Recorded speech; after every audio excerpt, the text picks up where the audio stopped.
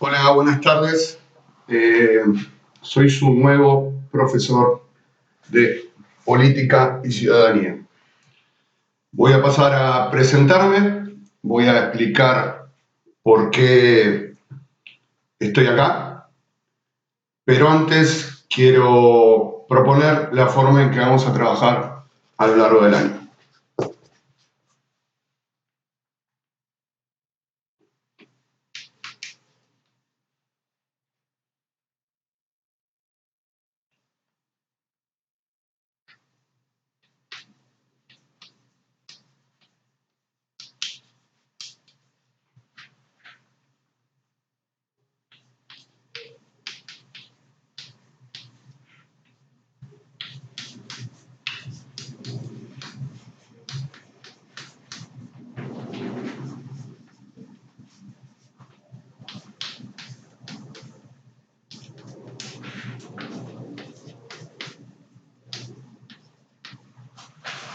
¿Se ve ahí?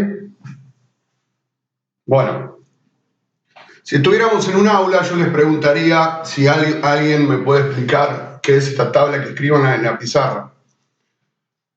Lamentablemente no estamos en un aula, estoy haciendo un video que ustedes seguramente van a ver por YouTube. Bueno, esta es la forma que yo tengo de trabajar. Yo considero que, estas son calificaciones, ¿sí? Yo considero que el 10 está reservado para Dios, el 9 es propiedad de Roberto Bolaño, que fue el profesor que me enseñó a mí, el 8 soy yo, este es mi nombre, Pablo Lukasic. Y de 7 para abajo vienen todos ustedes. También, si estuviéramos en un aula, yo les preguntaría a ustedes si están de acuerdo con esta escala. Lo hago cada vez que empiezo un curso, esto en la pizarra. Muchos estudiantes, la mayoría me dicen que están de acuerdo. Muy pocas veces alguien me dijo que no, que quería hacer 10. Bueno, les cuento la realidad. Este ejercicio que acabo de hacer en la pizarra lo hizo conmigo mi profesor de historia de tercer año, el primer día de clases. Exactamente así como lo dijo él. De esta manera, él me enseñó a lo que yo no tengo que hacer. A veces aprendemos cosas no desde lo positivo, sino desde lo negativo. Y yo aprendí que esto es una porquería. Y paso a explicarles por qué. No soy creyente, pero respeto todas las religiones, ¿sí? Aún así, si Dios existiera, Dios está en todos lados, supuestamente. ¿Por qué debería de estar en un número acá encerrado en la pizarra de mi casa? Dios es un 10, es un 100, es un 2, es un 1, es un 0, son todos los números, son todas las cosas. Según tengo entendido, ¿eh? Yo lo sacaría.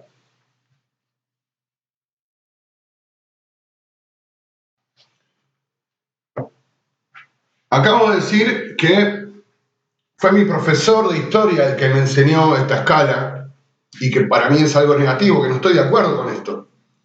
Obviamente Roberto Bolaño no fue mi profesor de historia, me hubiera encantado que Roberto Bolaño fuera mi profesor de historia y no tiene nada que ver con el Chavo del Ocho.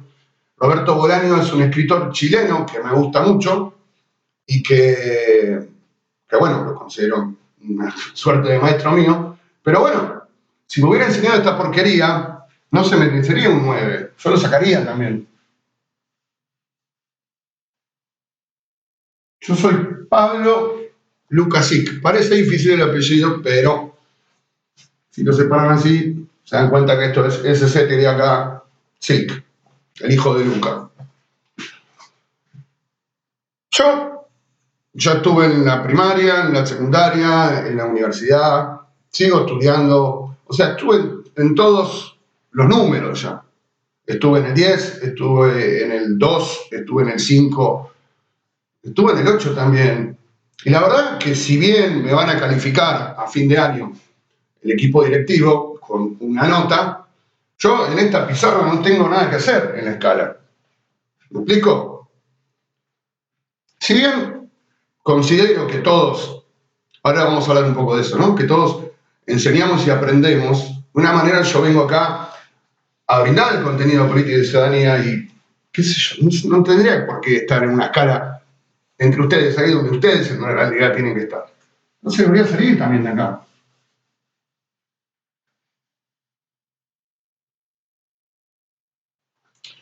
Entonces, ¿qué me queda más allá de una mancha de agua en la pizarra, ¿no? Un poquito más oscura? Me quedan todos ustedes. Y si todos ustedes son los únicos que están, son los protagonistas de esta escala, ¿por qué yo los pondría en el 7? Vamos a hacer una cosa. Vamos a sacarlo también.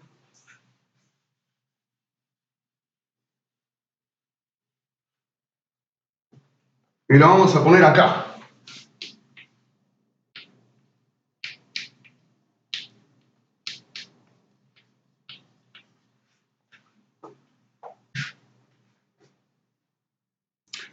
Ese es el punto de partida que yo propongo.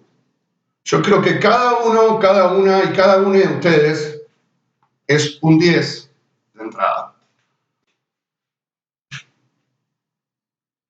Hasta que me demuestren lo contrario. Esa es la forma que yo quiero trabajar con ustedes. Y vamos a un primer punto, ¿no? Ya tratando de transmitir algún tipo de conocimiento, más allá de esta declaración, de esta postura política que estoy tomando. Porque sí, es una decisión política lo que estoy haciendo. Voy a hacer algo que es políticamente incorrecto ahora. ¿Sí? Esto lo hago en todos los cursos con mayor o menor suerte. Pero bueno, si me permiten, voy a pasar a desvestirme.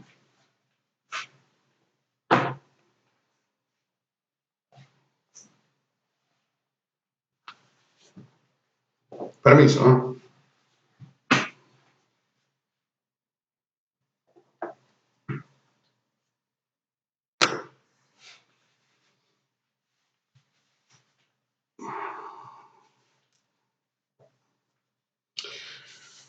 Lo que acaba de pasar hoy, lo que acabo de hacer recién, lo de 10 es Dios, 9 Roberto Bolaño, es algo que no pueden hacer con ustedes. Nadie puede hacer eso con ustedes en un colegio. Simplemente por el hecho de que ya hace un par de años atrás surgió la Ley Nacional de Educación que dice claramente que los estudiantes son, no se ve muy bien ahí, sujetos de derecho. ¿Ok? Sí, no me voy a desvestir todo, chiques. A ver. Sí. Era simplemente para mostrarles la condición que tienen ustedes en el establecimiento. Ustedes son sujetos de derecho y nadie les puede faltar el respeto de la manera que yo se los estaría faltando si diría que 10 es Dios. ¿Se entiende? Entonces, ustedes como sujetos de derecho tienen que defender esa condición. Se tienen que hacer respetar. No pueden permitir que ningún profesor o profesora le falte el respeto, que ningún preceptor, que ningún auxiliar, que ningún directivo. ¿Sí? Porque de eso se trata también la educación. ¿Sí? Defender y hacerse respetar. Bien. Dicho esto, como digo, es mi posición política ideológica frente a la educación. Si en algún momento ustedes sienten que yo les estoy faltando el respeto o cualquier otro tipo de molestia, háganmelo saber, porque todos nos podemos equivocar. ¿Sí? Como dije, soy Pablo Lukasic, soy profesor de Política y Ciudadanía, soy egresado del Comercial de San Isidro, soy abogado de la Universidad de Buenos Aires y soy profesor en Ciencias Jurídicas de la Universidad de Buenos Aires también. Actualmente estoy estudiando el profesorado de Historia en el Instituto Superior de Formación Docente número 39. Eso es para hacer mi pequeña presentación. Tengo 45 años, 3 hijos y vivo en Martínez. Bueno, dicho esto, ¿por qué estoy acá? No, acá. ¿Por qué estoy? ¿Por qué les cambiaron el profesor? Bueno, básicamente porque yo soy profesor titular y estaba dando clases en otro establecimiento. En ese establecimiento lo que sucedió es que tuvieron que juntar 2 cursos. ¿Por qué? Porque por falta de chicos. Entonces, las materias con orientación está todo bien, porque cuando los de economía tienen contabilidad, los de naturales tienen biología y se van cada uno con su profesor. Ahora, política y ciudadanía es una materia troncal. Entonces éramos 2 profesores para un mismo puesto. Bueno, básicamente por una cuestión de puntajes y antigüedades y demás, se quedó el otro profe y yo me tuve que ir. No es que me quede sin trabajo, porque al ser titular lo que tiene que hacer la Dirección General de Cultura y Educación es ubicarme en otro colegio. Para eso hice unos trámites y demás y qué sé yo, y pude elegir ir a la escuela número 5. Por eso estoy acá, porque cerraron otro curso en el distrito. Lamentablemente, la colega que estaba como profe de ustedes no era titular, entonces yo la desplacé. Es bastante perverso el sistema, sí. Pero fíjense cuál es el problema, y a eso quiero ir, de que los cursos se cierren. Porque yo no me quedé sin trabajo, pero otras personas sí. Entonces, a lo que voy, a lo que quiero decirles antes de comenzar esta clase bastante particular, es que yo sé que me han comentado, yo ya fui 2 veces al cole, o 2 o 3, no recuerdo bien, antes de las vacaciones de invierno, no nos pudimos encontrar porque ustedes no vinieron. Me comentaron la prese y las dires de algunas cuestiones que tienen cada uno y cada una de ustedes, y entiendo que haya inconvenientes para asistir al colegio. Pero les pido encarecidamente que hagan todos los esfuerzos necesarios para venir. ¿Por qué? Porque nuestra materia particularmente se llama Política y Ciudadanía. Y ahora vamos a hablar un poco del tema de la política. Vamos a revisar, si es que ya lo vieron con la profe, pero me gustaría hacer medio una clase de acercamiento al concepto de política. La política es lo público, es lo colectivo. Si nosotros estamos así, me hizo acordar esto mucho a la pandemia. Yo en pandemia hacía esto, como no podía ir a los coles, ponía acá mi camarita y hacía mis clases. Y la verdad que la pasé muy mal al no tener contacto con mis estudiantes. Y creo que ustedes también la pasaron mal en no ir al colegio. Entonces, les pido encarecidamente, porque si ustedes faltan, ustedes son los protagonistas en el colegio. Si ustedes faltan, el colegio está vacío. Y si el colegio está vacío, no sirve para nada. Yo siempre voy a ir al cole, siempre voy a estar ahí. Todos los martes de 19 a 20 y todos los viernes de 19 a 20. Vengan, los estoy esperando. Quiero conocerlos, quiero que me conozcan, quiero que podamos hacer clases buenas, porque como dije al principio, creo encarecidamente que educar y aprender es un ir y venir.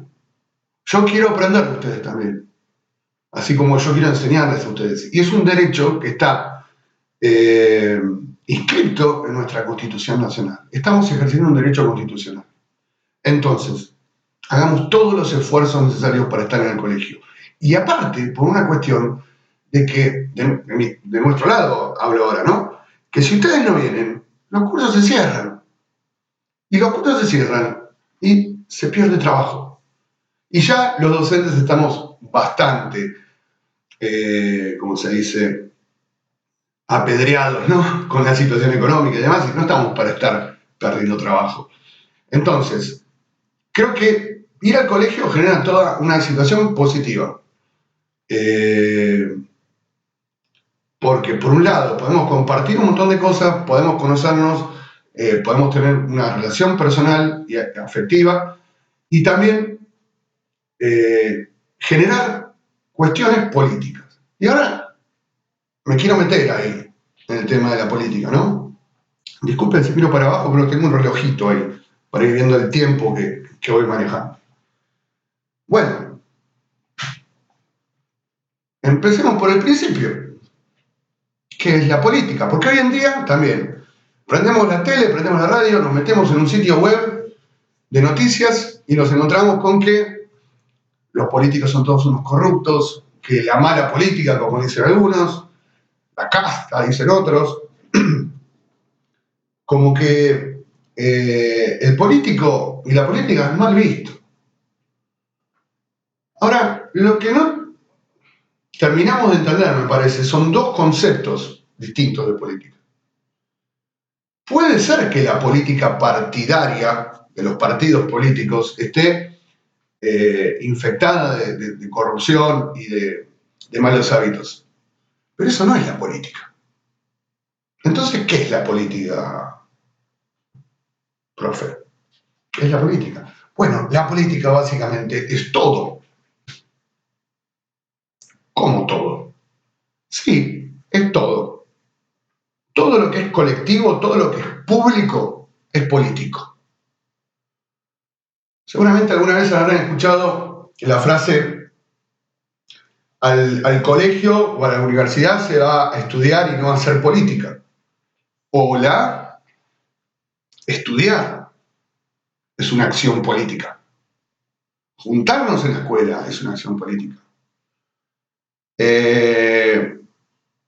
Ser de un equipo de fútbol, hincha de un equipo de fútbol es una decisión política. No es lo mismo claramente un hincha de Boca que un hincha de River o un hincha independiente. Tienen sus gustos, sus colores y demás. Obviamente que pertenecer a un partido político es ser política, pero todo lo que hacemos es política. Incluso el amor es político. Tener una relación con alguien, estar en pareja con alguien, es una decisión política. Quedarse solo, no estar en pareja, también es una decisión política. Tener un gato es una decisión política. ¿Qué tipo de comida elijo para comer? ¿Con quién me junto? ¿Para quiénes son mis amigos? ¿A qué lugares frecuento? ¿Cómo me visto? Es una decisión política. No es lo mismo que yo tenga guantes a que no los tenga en este momento. ¿Por qué me puse guantes para dar una clase? Porque es una decisión política. ¿Por qué me vestí de esa manera? ¿Saben ustedes? Yo esto lo de sacarme la ropa lo hago en los cursos, presencialmente.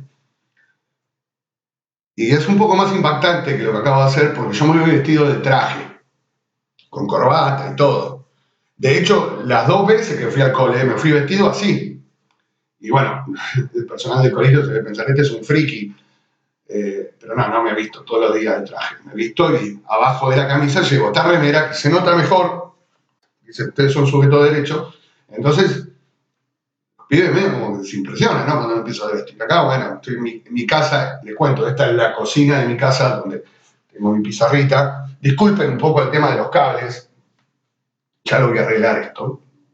Ya lo voy a arreglar ahora que seguramente vaya a tener que hacer más videos.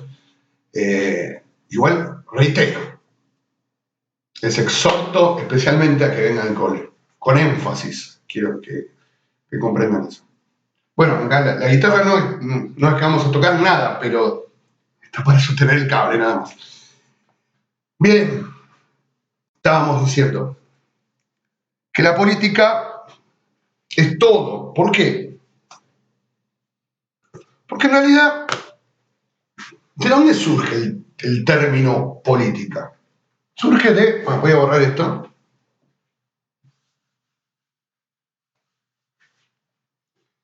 el término polis. ¿Qué quiere decir polis? Nada que ver con la policía. La polis era la ciudad en Grecia, en la Grecia antigua. Ustedes saben que en la antigüedad no existían los países como existen hoy en día. No existían los estados-nación, como se dice, sino que más bien eran confederaciones de ciudades. Bueno, en Grecia antigua había diversas ciudades. Estaba Atenas, estaba Esparta, estaba, no sé, un montón más. Entonces, cada ciudad se regía más o menos por sus propias normas. Entonces, ¿cómo decidían las cosas? Ustedes imagínense la ciudad y alrededor de la ciudad estaban los campos. Entonces, la gente iba a trabajar al campo y vivía en la ciudad. ¿Cómo decidían las cosas de la vida colectiva en la ciudad? Básicamente se juntaban en una asamblea y ahí discutían cuestiones como, no sé, ¿quién limpia las calles de la ciudad? ¿Quién va a ponerse a trabajar de tal cosa? O ir a la guerra con otras ciudades. Entonces,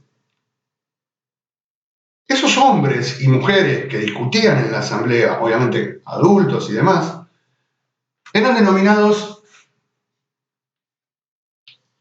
en griego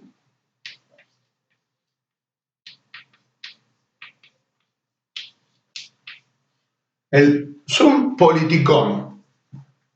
¿Por qué? Porque eran ciudadanos. Básicamente quiere decir que son ciudadanos, que tienen voz y voto en la asamblea. Pueden decidir sobre el destino de la ciudad. Entonces, a eso voy, a que cuando hablamos de política, no hablamos solamente de hacer un partido político o de participar en un partido político. Todas las decisiones que nosotros tomemos a nivel colectivo forman parte de una decisión política e ideológica. Partamos de esa base.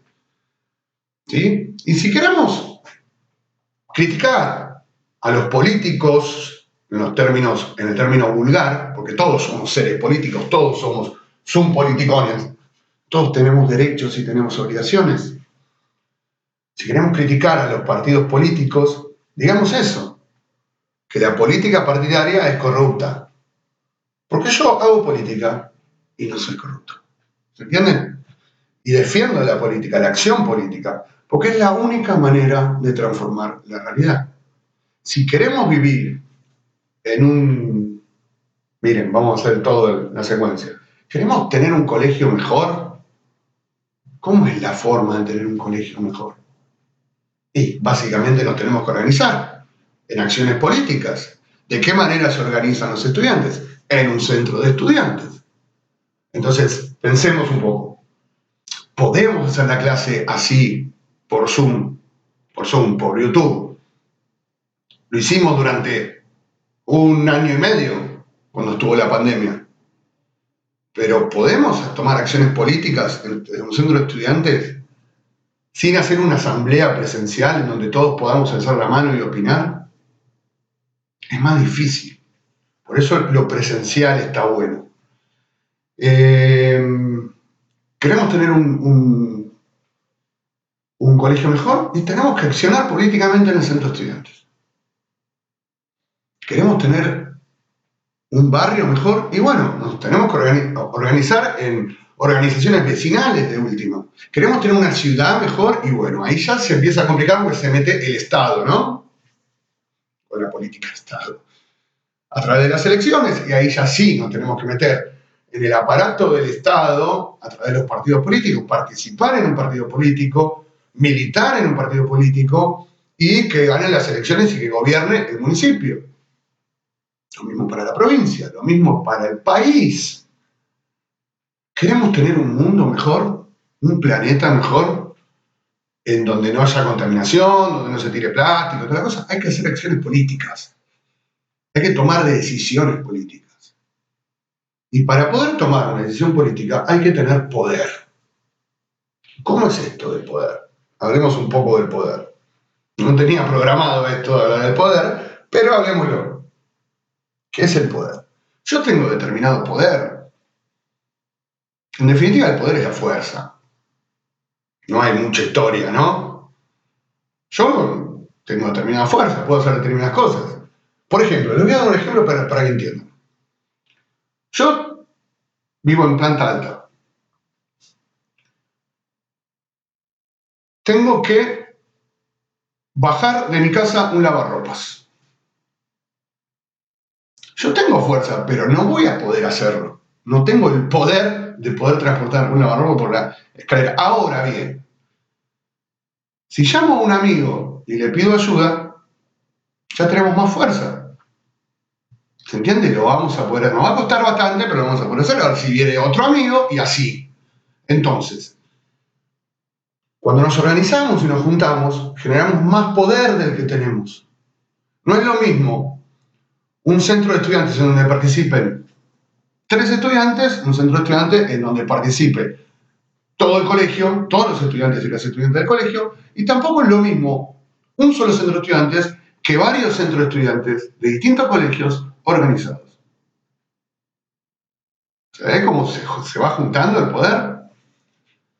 Para hacer política, para tomar decisiones políticas, hay que tener poder. Bien. Acá me había notado una cosita. Volvamos un poco a esto del ejercicio de la política. Y quiero que pensemos un poco esta pregunta.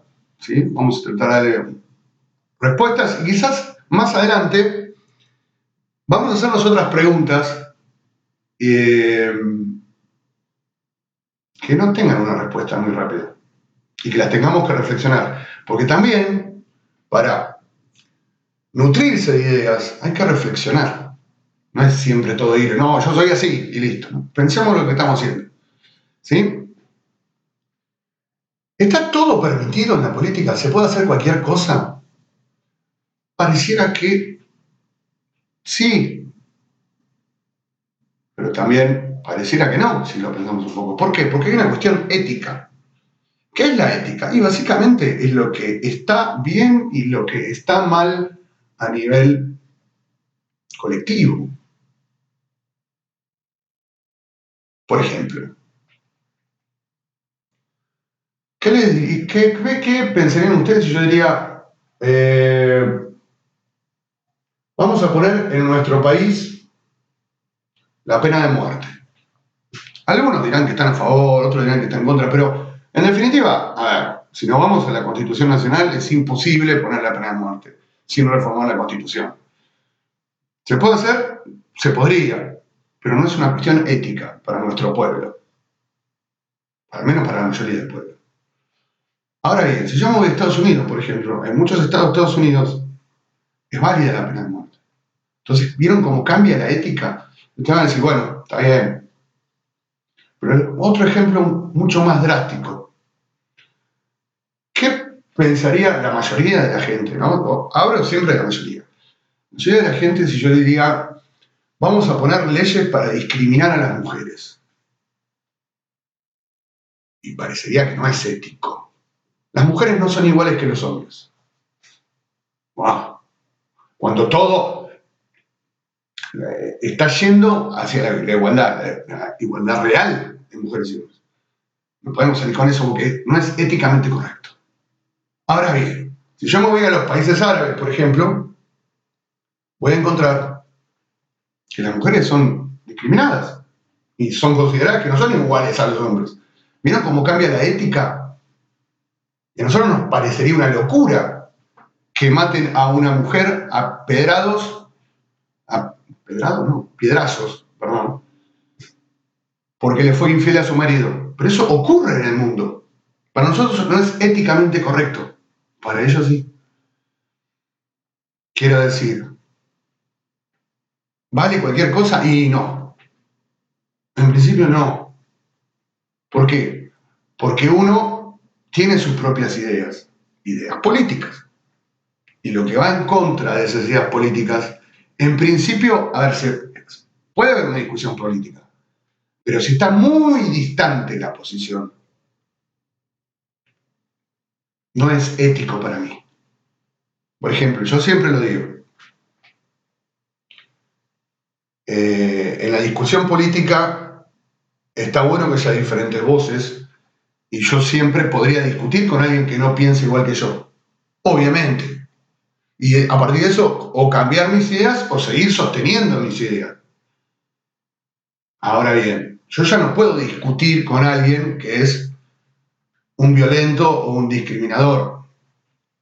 Lo digo, con los fascistas no se puede, con los nazis no se puede. No hay discusión política posible. ¿Por qué? Porque hay gente que se ha dedicado a exterminar a otras personas. Entonces ya no es éticamente válido. ¿Se entiende cuál es el punto? Bien.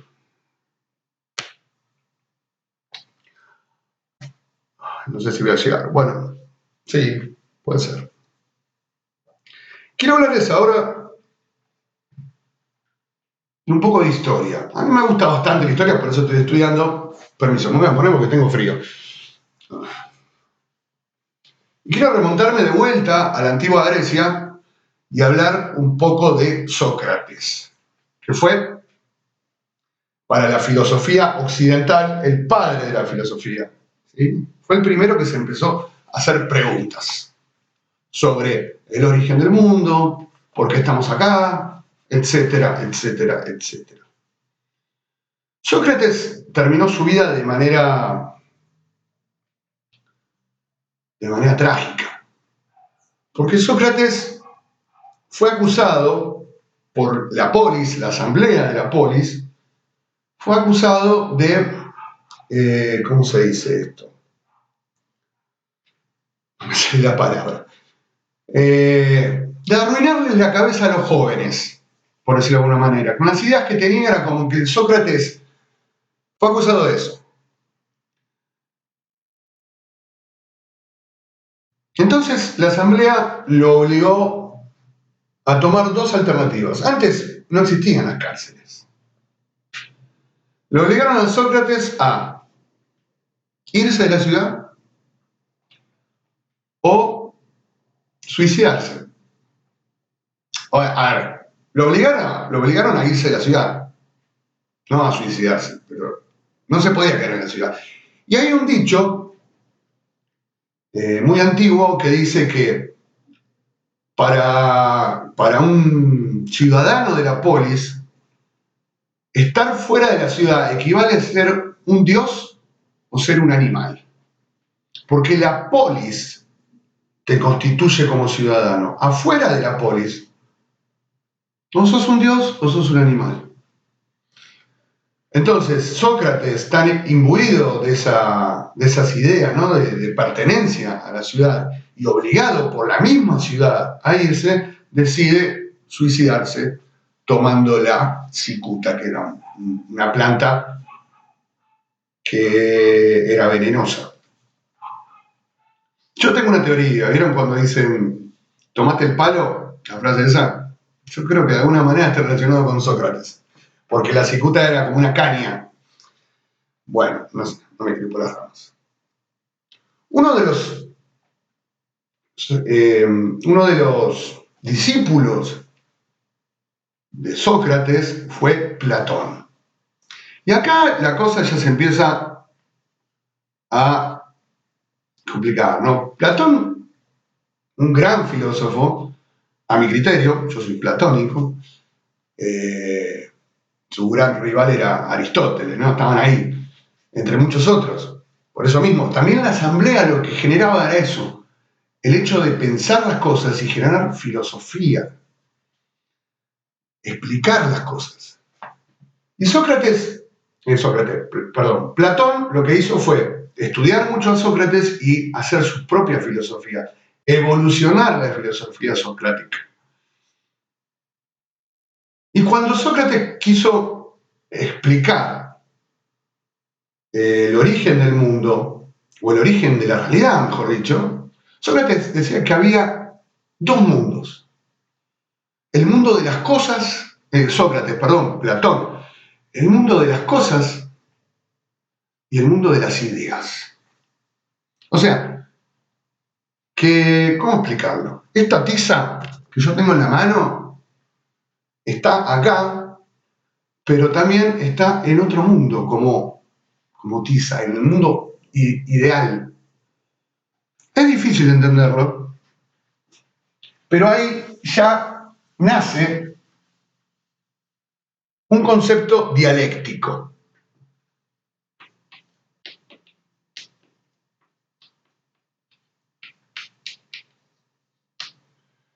¿Qué es la dialéctica? Bueno, básicamente la dialéctica viene de diálogo. Diálogo entre dos cosas, entre dos situaciones. Eso es la dialéctica. ¿Sí?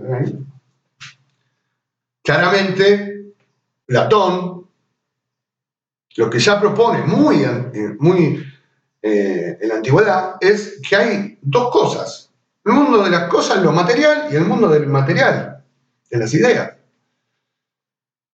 Posteriormente, muchos siglos después, o sea, Platón a lo largo de la historia fue traído por varios filósofos y fueron dando sobre las ideas platónicas, surgieron nuevas ideas y demás, pero yo lo que quiero llegar es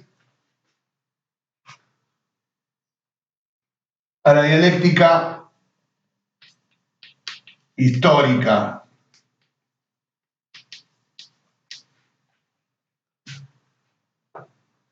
¿Se ve?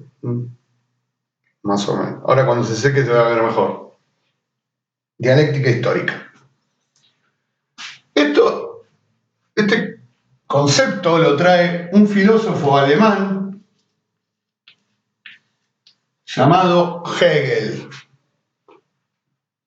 Obviamente no vamos a estudiar toda la filosofía hegeliana porque es un filósofo muy vasto y muy complejo, pero sí quiero tomar un concepto de dialéctica histórica para entender la política.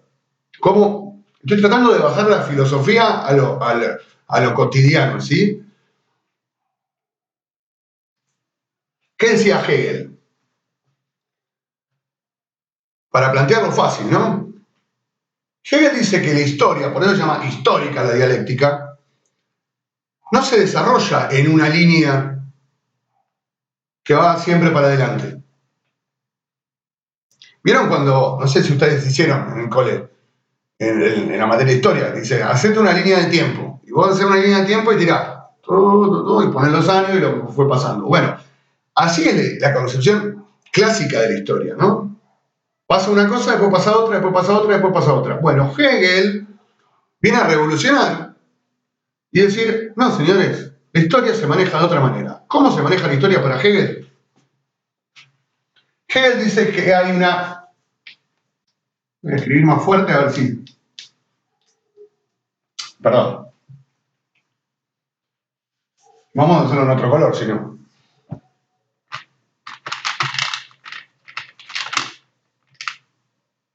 Bueno. Dice que hay una tesis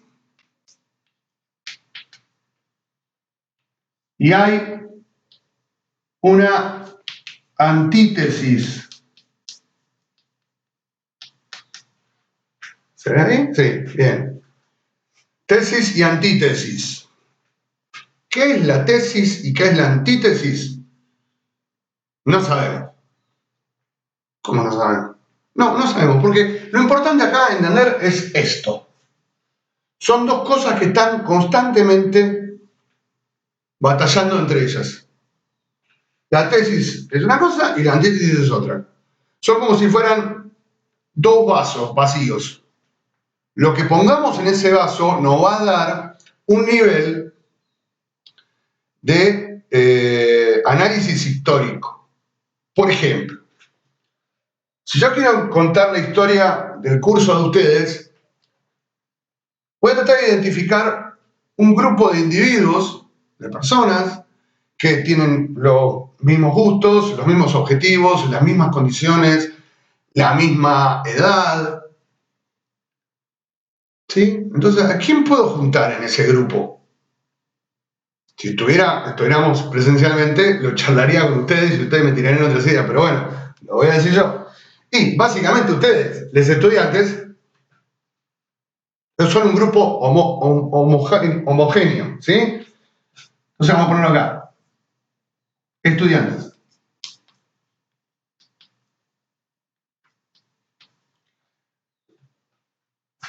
¿Contra quién están batallando los estudiantes? ¿Quiénes les impiden a ustedes lograr sus objetivos? ¿Cuál es el objetivo de todo estudiante? Recibirse, tener el título. ¿Qué tienen que hacer para tener el título? Y básicamente aprobar las materias. ¿Y quién les pone las notas? Los profesores.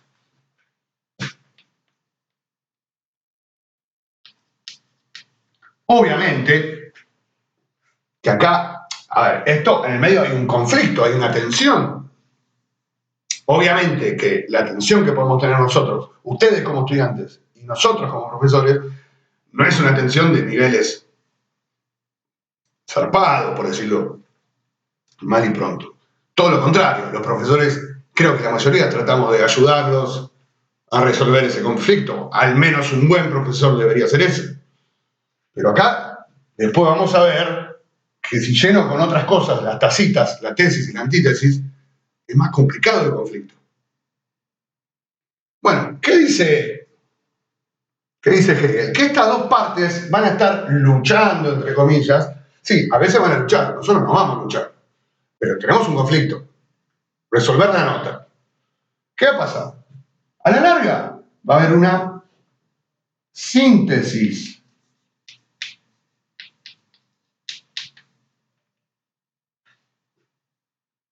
¿Y qué es una síntesis? Es un nuevo estado de cosas. Por ejemplo, nosotros vamos a tener una síntesis en diciembre cuando ya les cerré la nota. O aprueban o no aprueban la materia. Ya les dije. Yo creo que ustedes son un 10. Bueno, conservemos ese 10. Entonces, si no aprueban la materia, van a tener que venir en febrero, pero ya es otra situación. Si aprueban la materia, van a pasar de año. Las materias. Entonces van a estar en otro curso. No van a estar en la misma situación. Van a estar en quinto, van a estar en sexto. Entonces la síntesis, si la ganan ustedes, van a estar en sexto. Si la ganan los profesores, nos vamos a divertir cuando vengan en febrero a dar examen, porque realmente nos aburrimos bastantes solos en un colegio. Pero bueno. Entonces, se produce una solución a ese problema. Lo que dice Hegel después es que esa síntesis no va a durar nada. Porque va a encontrar otra antítesis.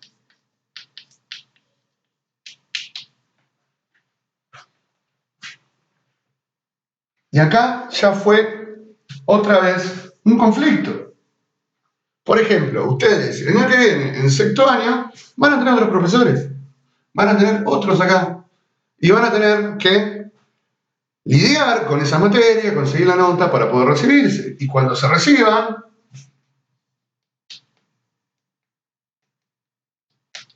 van a tener otros conflictos con otros profesores en la universidad o en donde vayan a estudiar. O si no, y acá vamos a ver cómo ya se empieza a complicar la cosa, lo van a tener cuando vayan a trabajar. Porque ustedes van a ser empleados y van a tener un empleador. Y ahora viene, usando este concepto de dialéctica histórica, viene otro filósofo que toma las ideas de Hegel, que se llama el señor Marx. Ya vamos a hacer una clase sobre Marx. Espero que sea presencial porque es bastante complejo explicar la filosofía marxista. Pero voy anticipando algo. Marx dice que acá sacamos los estudiantes y sacamos los profesores y dice que el verdadero conflicto histórico, el verdadero conflicto social, está dado porque acá están los explotados y las explotadas. Y acá están los explotadores. Esto no tiene nada que ver con pirotecnia, ¿eh? Estamos hablando de individuos. Los que trabajan y los dueños de la fábrica, los dueños del taller, los dueños de la empresa, los dueños del negocio. Ahí hay un conflicto. ¿Por qué? Porque los explotados, explotadas, necesitan de su salario para poder vivir, si no se mueren de hambre. Claramente, digamos, es una posición política bastante contundente, ¿no? Entonces dice, hay un conflicto y hay una lucha, la lucha de clases, ya vamos a verlo. Estoy tirando conceptos así como para hacer una breve introducción a la ciencia política también. Entonces, quedémonos con ese punto. Y quedémonos también con el hecho de esto, ¿no? Lo importante que quiero que recuerden es el tema de la dialéctica histórica, la tesis y la antítesis. Y acá podemos poner cualquier cosa, pero Marx, para hacer su teoría filosófica, utiliza esto. ¿Qué es lo que pasa acá en esa relación laboral, en esa relación social entre explotados y explotadores? Yo quiero que en los minutos que nos quedan plantear lo siguiente, un pequeño debate, aunque no es debate, ¿no? Pero plantear determinadas ideas como para que haya una reflexión de parte de ustedes. Igual les voy a dar una actividad de investigación, tranqui, tampoco van a tener que investigar mucho. Son tres preguntitas, pero más que nada para que reflexionemos, no quiero que se escriban así, ni trabajo práctico, ni nada. O sea, que busquemos esos conceptos y que hagamos una reflexión. De hecho, acá le estoy diciendo sobre un hecho histórico y sobre un concepto teórico, ¿sí? Una relación. Pero lo que quiero plantear en estos minutos que nos quedan, vamos a tratar de cumplir con la hora, ¿sí? Para cubrir la clase del día martes, aunque espero que que vengan al cole, ¿sí? Yo voy a estar en el cole el martes, ¿sí? Y hacemos esta clase o hacemos otra, no tengo ningún problema. Yo siempre llevo algo preparado. Quiero plantear lo siguiente. Esto también está más bueno hacerlo presencial porque hay más ida y vuelta, ¿no? Pero yo pregunto, ¿ustedes a qué clase social piensan que pertenecen? Me ha tocado, a ver, estudiantes que me dicen que son clase media, media baja. Me ha tocado estudiantes que me dijeron que son de clase baja.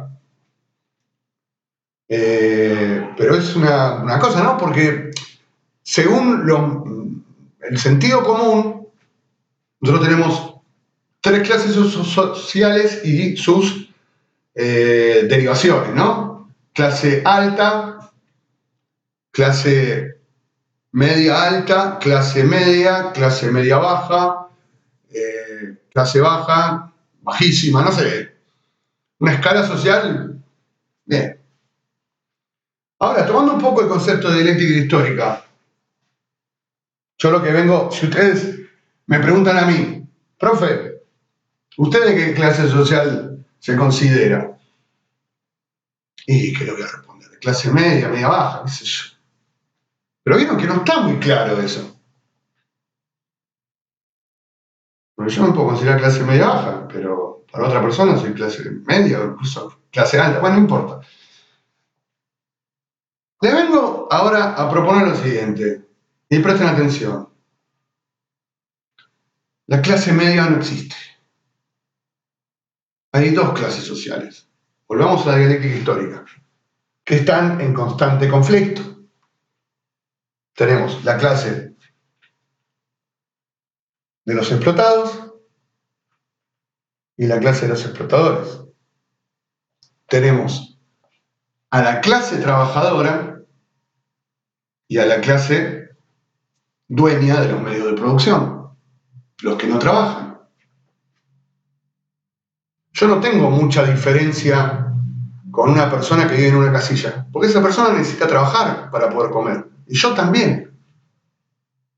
Y el tipo que trabaja de gerente en una empresa y que tiene un BMW y no tiene una inversión, sino que depende de su salario, porque si lo echan, pierde su auto, también es clase trabajadora. Pasa que no tiene la conciencia que puede tener una persona que está en una casilla o un docente que está trabajando a pulmón en un colegio público. Pero es clase trabajadora. Siempre que trabaje por otra persona vas a ser clase trabajadora.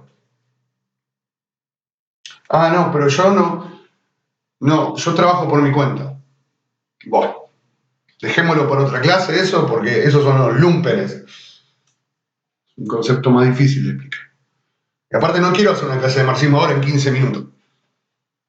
Lo que sí quiero que nos preguntemos, y esto como acción política, ¿no? Yo con mi materia pretendo llevar a ustedes a que piensen políticamente para transformar la realidad. Entonces, la primera pregunta que nos vamos a hacer en esta clase, y para ir redondeando y para que reflexionemos, obviamente no la vamos a contestar ahora acá, un poco se va a contestar con las actividades de investigación que les estoy pasando. ¿Por qué somos pobres?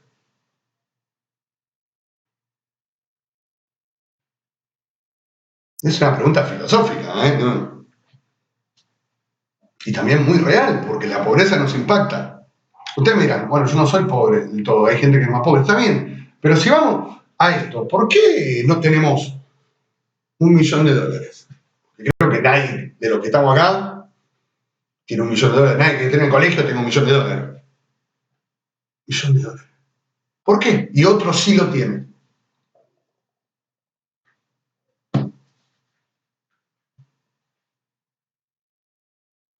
Porque trabajó mucho, es una de las respuestas. Les pregunto, ¿se puede ser millonario trabajando para otra persona? No, porque la heredó la plata.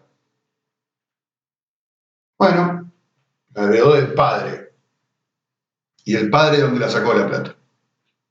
Del abuelo. ¿Y el abuelo dónde la sacó la plata? Y así.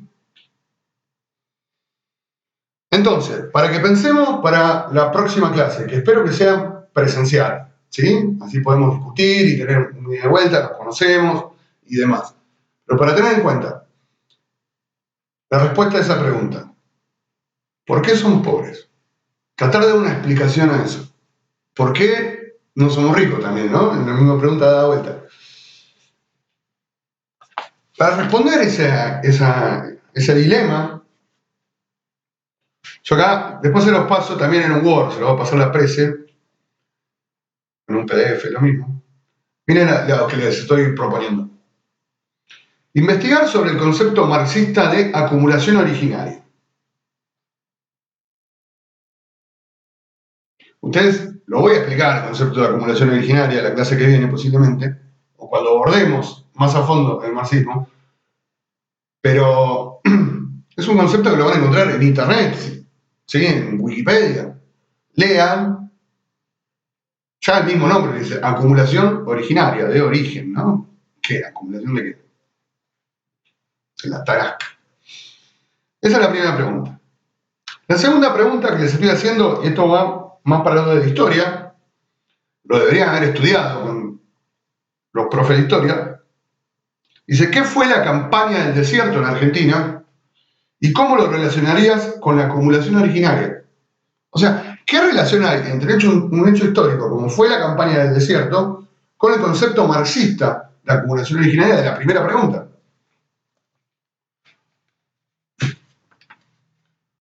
Y la tercera es, para abrir el debate, ¿no? ¿Qué pensás al respecto de esa relación, ¿no? Cuando logran hacerla. Tratar de hacer una lectura actual de acumulación originaria y campaña del desierto. O sea, ¿qué tiene que ver este concepto y qué tiene que ver un hecho histórico como la campaña del desierto en la actualidad? Y vuelvo a lo de antes. ¿Por qué somos pobres? Un poco la respuesta está ahí. Un poco la respuesta está ahí. Chiques, gracias por escucharme. Voy redondeando la clase. La verdad que por cuestiones personales, que ya se las contaré personalmente, estoy muy contento de haber arribado al colegio,